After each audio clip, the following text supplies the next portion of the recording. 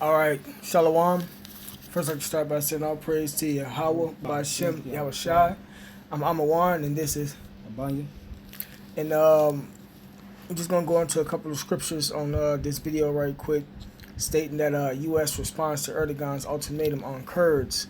Basically, what you're going to see in this video is that, in Turkey, there's uprisings going on, and we know that's prophecy. That's uproars of the people. But also that Erdogan is giving America the ultimatum is basically saying is you either with us or you against us, because everybody knows that America is funding these terrorist groups in hopes to bring down the Assad regime.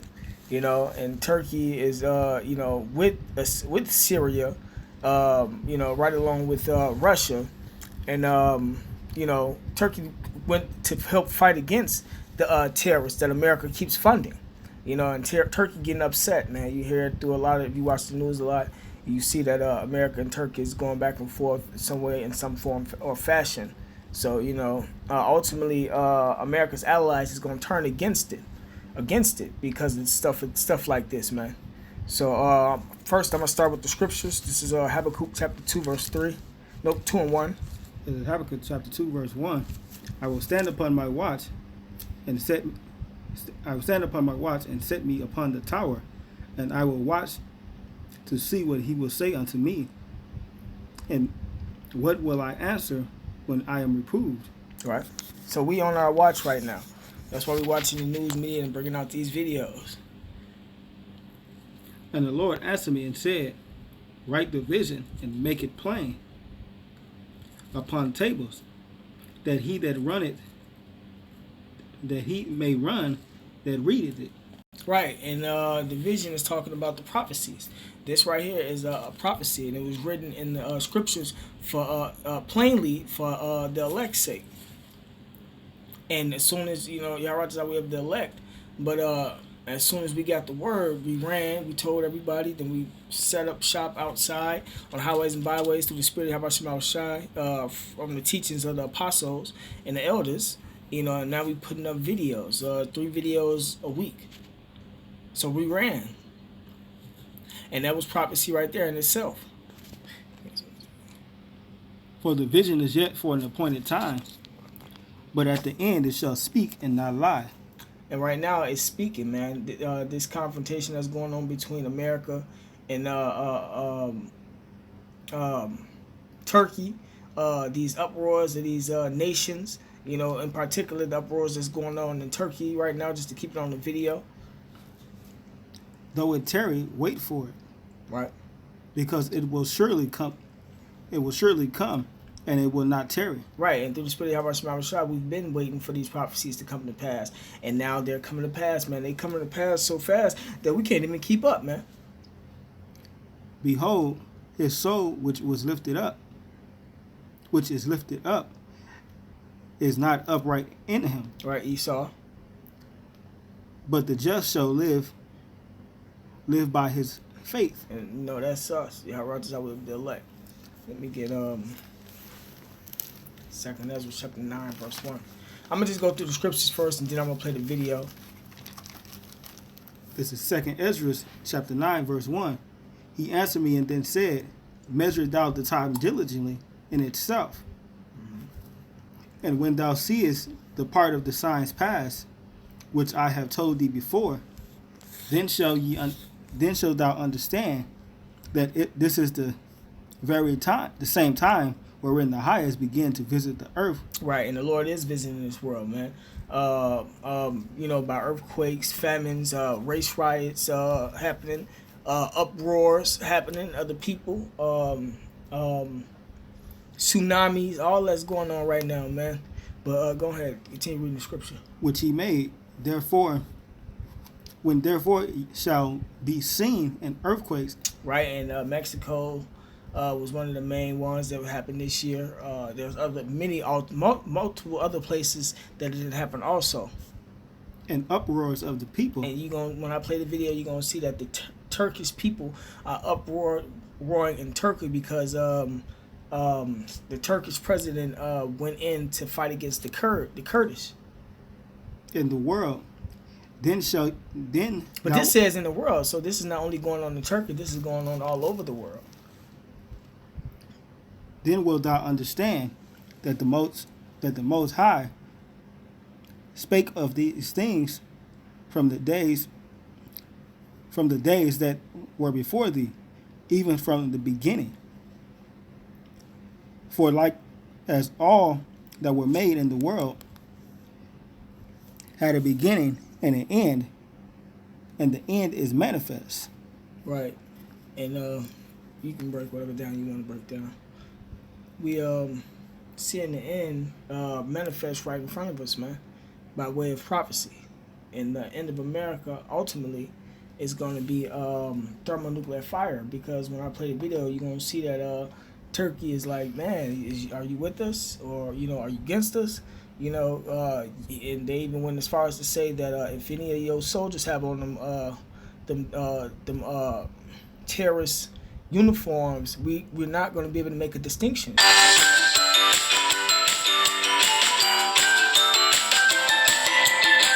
Satan. We're not going to be able to make a distinction. We're going to kill them. So, and America has been, stern with their approach to the situation, and their approach is basically not responding. So, shit, But, yeah, you got to keep up with the news to see what happens next, man. But, yeah, I'm going to read this scripture real quick. This is Revelations chapter 17, verse 16. It says,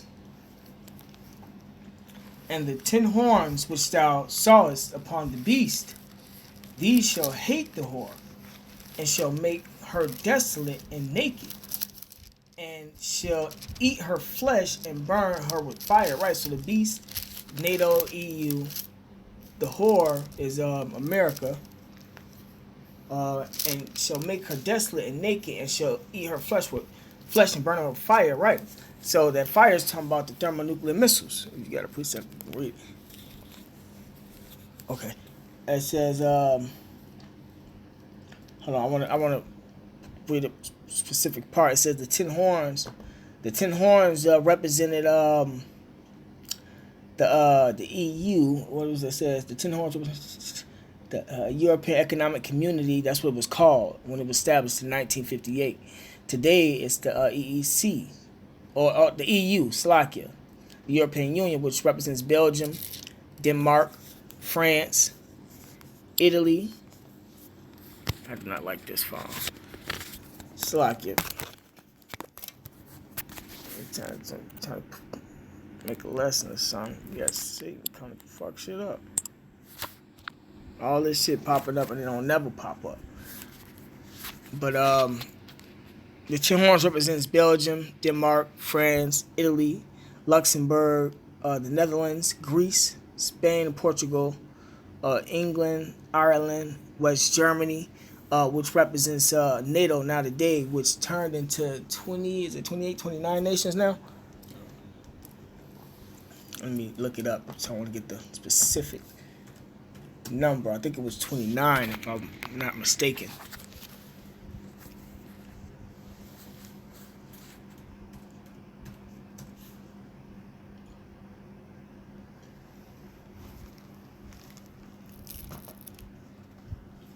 NATO is the North Atlantic Treaty Organization, which represents 29.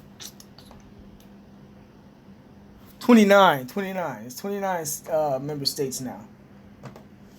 Okay. So it says, I'm going to reread it again. It's Revelation chapter 17, verse 16. And the 10 horns which thou sawest upon the beast, these shall hate the whore, and shall make her desolate and naked, and shall eat her flesh and burn her with fire. For the Most High hath put in their hearts to fulfill his will, and we know heart mean their mind, and to agree and give their kingdom unto the beast, unto the words of the Most High shall be fulfilled, right? So, America's destruction, his own allies, is going to turn against it. Let me get Jeremiah 51, 1 through 3. This is Jeremiah chapter 51. And you know what? That's rightfully so, because no, go ahead. Verse 1. Thus said the Lord, behold, I will raise up against Babylon and against them that dwell in the midst of them that rise up against me a destroying wind, and will send unto Babylon fanners. Right. So that destroying wind is that nuclear missile, man. That shall fan her, and shall empty her land. For in the day of trouble, they shall be against her round about. Against him that bendeth, let the archers bend to his bow. Right. And against him that lifted himself up in His brigandine. his brigandine. Yeah. So y'all armies and y'all what was I gonna say y'all missile defense shields and stuff and all that ain't gonna work in that day. Go ahead. And spare ye not her young men, destroy ye utterly all her hosts. Just end that verse 3. Okay. And yeah, that's it for the scriptures. I'm going to play the video. In Turkey, public outrage has spilled into mass riots on the streets of Istanbul and in the southeast of the country. People have been protesting over the deadly military operation by government forces against the so-called Kurdish militants. Police were deployed to break up the angry crowds.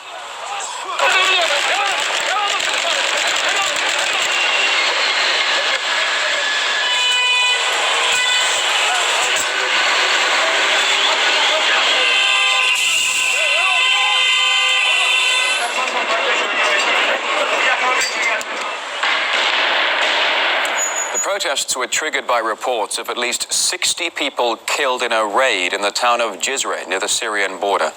A pro-Kurdish news agency has released these images, apparently showing bodies of the victims and explosions. So far, we have not been able to verify whether the photos are authentic.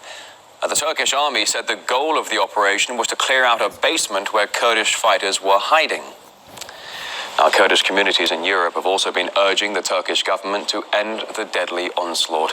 Crowds gathered in Paris, London, the German city of Dortmund, all condemning the military offensive. One group even tried to storm the Turkish embassy in Paris.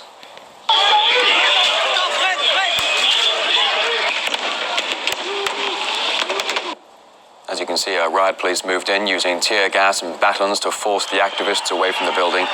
Several people were injured. At least 17 arrests were made. In the meantime, the United States has been given an ultimatum by the Turkish president, who said that Washington must choose whether to side with Turkish or Syrian Kurdish forces in the fight against Islamic State. How can we trust you? Is it me that's your partner, or is it the terrorists in Kobani? By terrorists, Erdogan is referring to the Kurdish YPG forces fighting ISIL. He was angry after a U.S. special envoy met their leaders a week ago in the northern Syrian town of Kobani. And following the visit, the envoy provided details of his trip online. Brett McGurk made 6 Twitter posts describing his mission to Kobani alongside numerous photos. And the visit is viewed as significant because the YPG is Washington's key anti-terrorist ally on the ground. So RT's Gaine Chichikano went to the U.S. State Department to get their reaction. The Kurdish fighters, whom the Turkish president called terrorists, are Washington's main ally on the ground in Syria in the fight against Daesh. They're the ones who drove Daesh out of Kobani. So to President Erdogan's call, which very much sounded like an ultimatum for Washington to decide who they support, Turkey or these Kurdish fighters, the U.S. responded, well, by not responding. Here's how. Turkey's a NATO ally and a key partner in this effort against Daesh. We're going to continue to work with them as closely as possible. And the concerns that they have expressed about the YPD is not new. So Turkey considers PYD a terrorist group affiliated with PKK. For Turkey, U.S. support for Kurdish fighters in Syria equals support for terrorists. How do you manage the situation where your one ally considers your other ally a terrorist? We've been managing this particular issue for quite some time. This is not a new concern, as I said, that the Turks have proffered. And we don't don't, as you know, recognize the PYD as a terrorist organization. We recognize that the Turks do, and I understand that. Even the best of friends aren't going to agree on everything. The U.S. has managed the situation by avoiding choosing between one or the other. And right now, Turkey is pressing the U.S. to take a position. This is really testing for U.S.-Turkish relations because it shows that Turkey's priorities do not necessarily align with those of the United States. This is not the first time Turkey has put the U.S. in a situation where it has to choose a side between allies. Late last year, Turkey sent troops into northern Iraq without Iraq's permission, and Iraq complained about it. The U.S. at first refused to take a position, saying it was a bilateral issue, then, after much pressure, called on Turkey to withdraw the troops. In all cases, each of the allies has something that the U.S. needs, and that puts the U.S. in an awkward position. Earlier, we heard from Firat Demir, an associate professor at the University of Oklahoma. He thinks the West can't afford to drop its support for Kurdish forces inside Syria. The United States and European Union, particularly Germany and France, needs to decide on whose side they are. In this case, I think the United States and European Union should call off this bluff that is done by Mr. Erdogan. There's nowhere that Mr. Erdogan can go if the United States and European Union jointly support Kurds in Syria. This is the only viable option against ISIL, and it is a significant security threat for world security. And instead of supporting this authoritarian government more and more, we should call it off and say, no, sir, here we are drawing, this is our red line. Instead of following your whims, we should support the Kurds. Well, that's the end of the lesson. All praise to Yahweh Shema Shai. Double honors to the elders and apostles that rule well. And salutations to the brothers that's doing the truth with sincerity. Shalom.